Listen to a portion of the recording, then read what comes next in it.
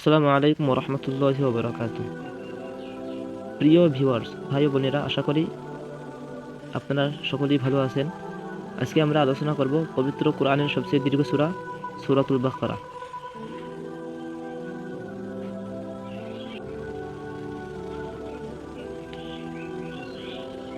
এক নজরে কোরআন, সূরা বাকারা।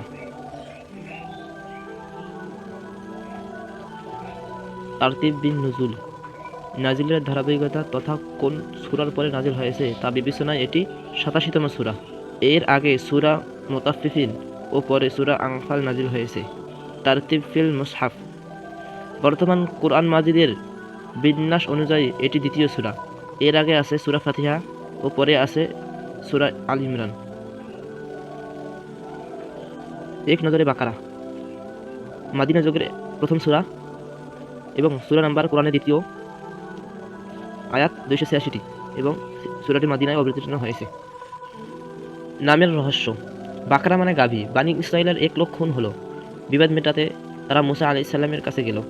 মুসা আলাইসাল্লাম বললেন, এক কাজ করো, একটা গাভী জবাই করো, তারপর ওটার একটা অংশ দিয়ে খুন হওয়া লোকটির গায়ে সামান্য আঘাত করো, দেখবে সে দিব্যি জীবিত হয়ে খুনির নাম বলে দিচ্ছে। কিন্তু বানি ইসরাইল বলে কথা। এরকম একটা সহজ হুকুমকেও তারা প্রশ্নের পর প্রশ্ন করে জটিল করে তুলল। এ সূরার ৬৭ থেকে ৭৩ নং আয়াতে সেই ঘটনাই জায়গা পেয়েছে। সেখান থেকেই সূরার নাম হয়েছে বাকারা।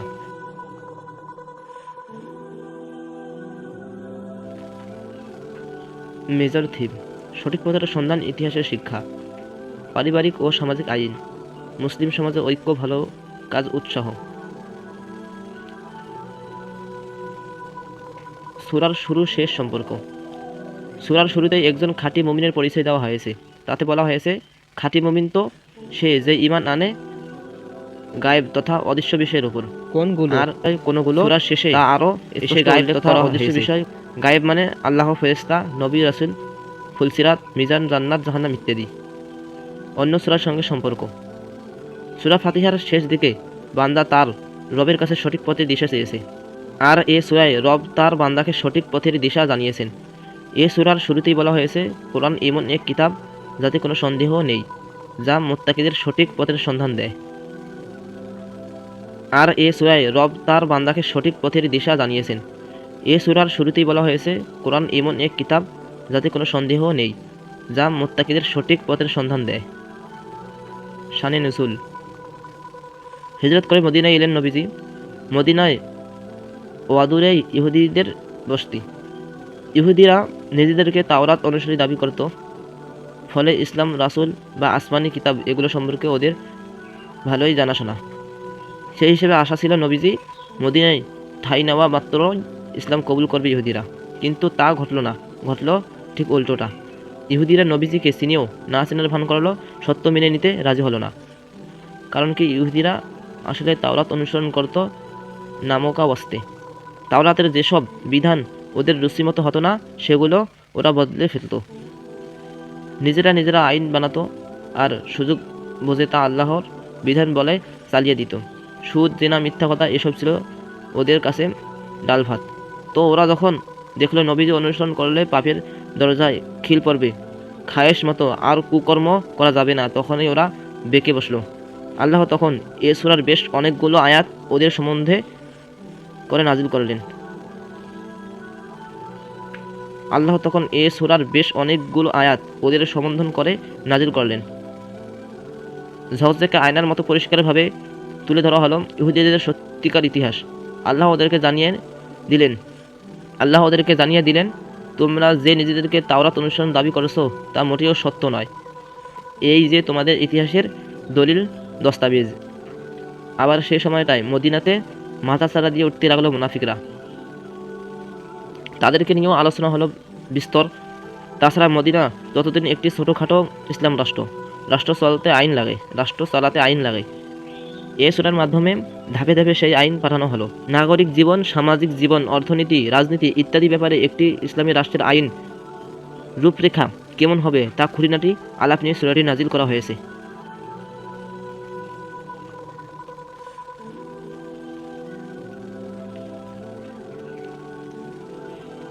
সূরা বাকারা, এক নজরে কোরআন, সেগমেন্ট, ঐশিক সূচনা, দুনিয়ার ইতিহাস, ভবিষ্যৎ, কর্মপন্থা।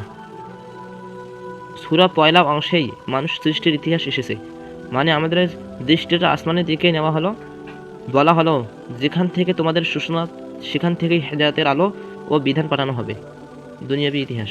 এবারে দৃষ্টি নামিয়ে আনা হলো দুনিয়ায়, অতীত মানুষের দিকে। অতীতে বহু মানুষ কিভাবে সেই আসমানি রশি ছেড়ে দিয়েছে, আল্লাহকে দেওয়া ওয়াদা ভুল দেখেছে, সেই ইতিহাস জানানো হলো। এবার এই দুটো দৃশ্যপট সামনে রেখে আমাদেরকে আমাদের কর্মপন্থা বুঝিয়ে দেওয়া হলো। আসমানি টর্চ লাইটটি ফের হাতে তুলে নিয়ে নতুনভাবে পথ চলার দিক নির্দেশনা দেওয়া হলো সূরার শেষ ভাগে। ফজিলত। রাসূল সাল্লাল্লাহু আলাইহি ওয়াসাল্লাম বলেন, ইকরাউল বাকরাতা ফাইন্না আখযাহা বারাকা ওয়া তাজহাকাহা হাসরা ওয়া লা ইস্তাতিউহাল বাতলা। তোমরা সূরা বাকারা পড়ো, কেননা তা আঁকড়ে ধরায় বরকত, আর ছেড়ে দেওয়ায় আফসোস। তাছাড়া জাদুকররা ওটার সামনে টিকতে পারে না। নবীজি আরও বলেছেন, তোমরা তোমাদের ঘরগুলোকে কবর বানিও না। মনে রাখবে, যে ঘরে সূরা বাকারা পাঠ করা হয়, শয়তান সে ঘর থেকে পালিয়ে যায়। মুসলিম 780। নবীজি বলেছেন, যে ব্যক্তি কোরআনের প্রথম 7টি সূরা আঁকড়ে ধরে সে জ্ঞানী। কাজ অ্যান্ড ইফেক্ট। কঠিন সময়ে যত ধৈর্য ধরা আর নামাজের মাধ্যমে সাহায্য চাওয়া যাবে, আল্লাহর সাহায্য তত তাড়াতাড়ি নেমে আসবে। গতিপথ। Central theme. বানি ইসরাইলের হাত থেকে বানি ইসরাইলের হাতের নেতৃত্বে পরিবর্তন। আল্লাহর প্রতিনিধি। মানুষকে আল্লাহ তাআলা দুনিয়াতে পাঠিয়েছেন তার প্রতিনিধি হিসাবে। দুনিয়ার বুকে আল্লাহর আইন কার্যকর করাই হলো মানুষের প্রধান দায়িত্ব। বানি ইসরাইলের কর্মকাণ্ড পর্যালোচনা ও শিক্ষা। সময়ের ধারাবাহিকতায় বানি ইসরাইলের উপরও সেই একই দায়িত্ব বার্তায়, কিন্তু সেই দায়িত্ব পালনে তারা ব্যর্থ হয়েছে। ফলে নেতৃত্ব দেওয়ার যোগ্যতাও তারা হারিয়ে ফেলে। স্বতন্ত্র জাতি হিসেবে মুসলিমদের উত্থান।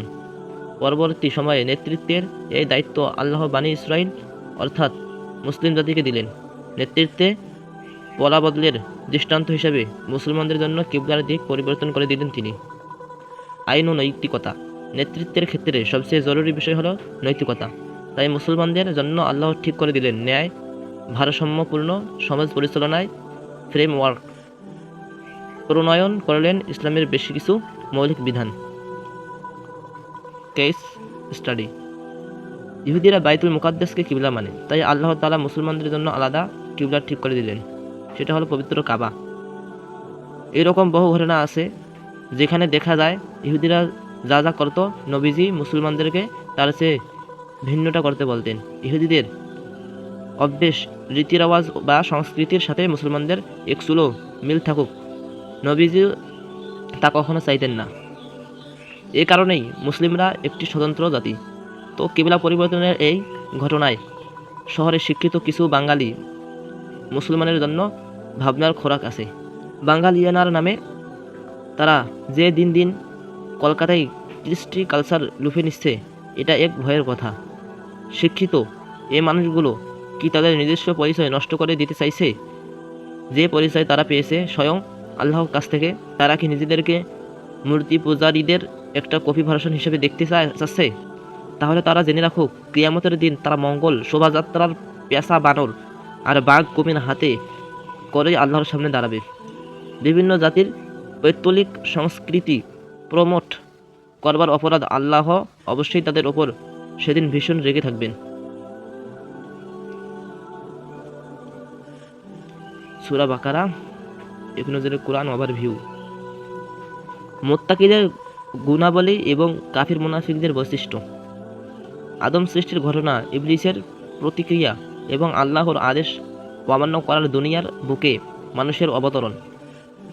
দুনিয়ায় মানব জাতির ক্রমধারায় বানি ইসরাইলের আগমন, তাদের লাগাতার অবাধ্যতা ও ফলস্বরূপ লাঞ্ছনার কাহিনী। শুধু নবীজি নন, ইহুদিরা মুসা আলাইহিস সালামের সাথেও বেয়াদবি করেছে, তাদের সেই অবাধ্যতা ও ষড়যন্ত্র আজও চলমান। ইব্রাহিম আলাইহিস সালাম ছিলেন সঠিক পথের দিশারি, তিনি মুসলিমদের অনুসরণীয় আদর্শ। ইহুদি খ্রিস্টানদের দাবি সম্পূর্ণ বানোয়াট। ওভারভিউ।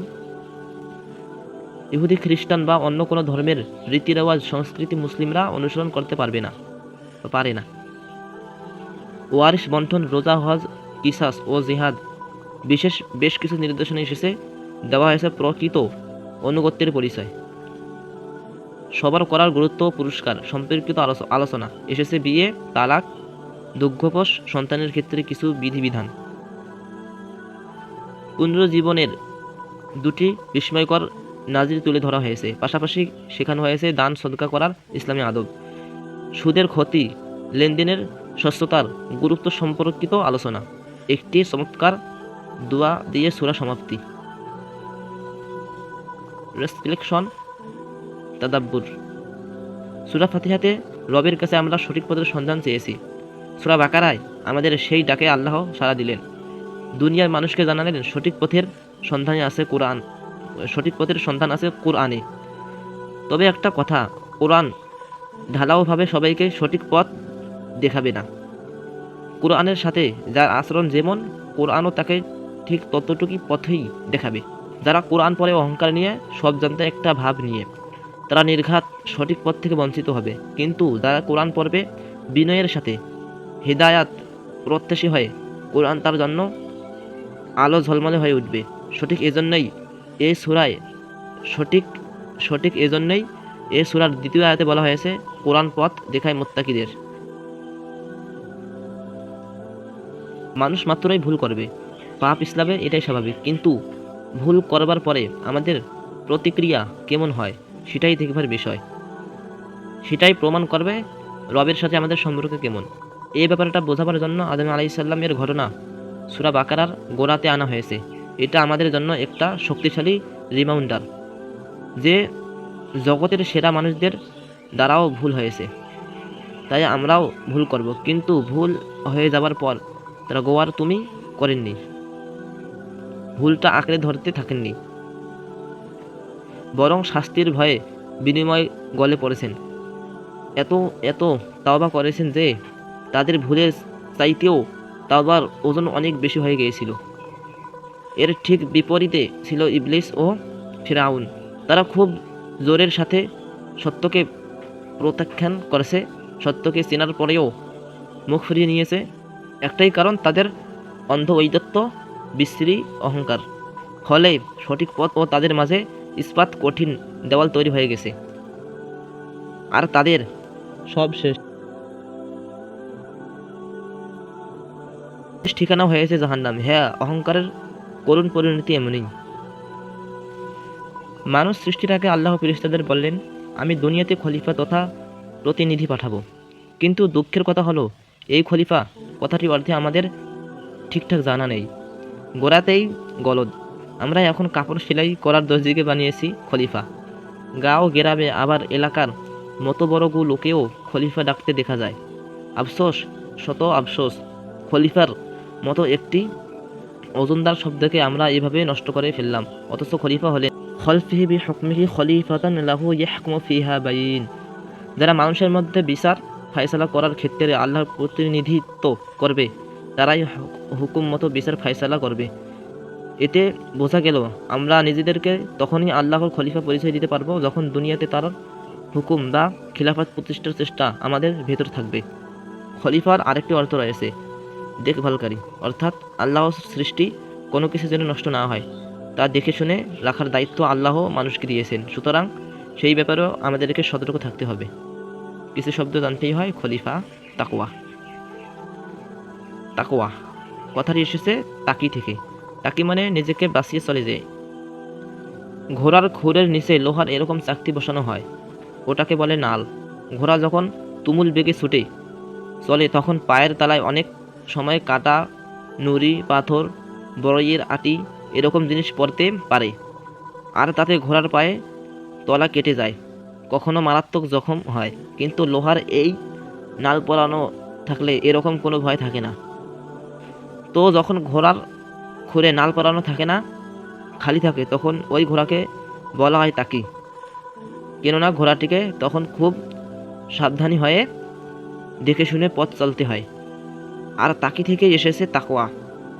তার মানে মুমিন যখন দুনিয়ায় জীবনযাপন করবে তখন ওই নালবিহীন ঘোড়ার মতোই সাবধানী হবে, এমনভাবে পথ চলবে যাতে গুনাহের আসর তার অন্তরে না লাগে। এভাবে গুনাহ থেকে দূরে থাকার মাধ্যমে নিজেকে জাহান্নামের আযাব থেকে বাঁচাবার নামই তাকওয়া।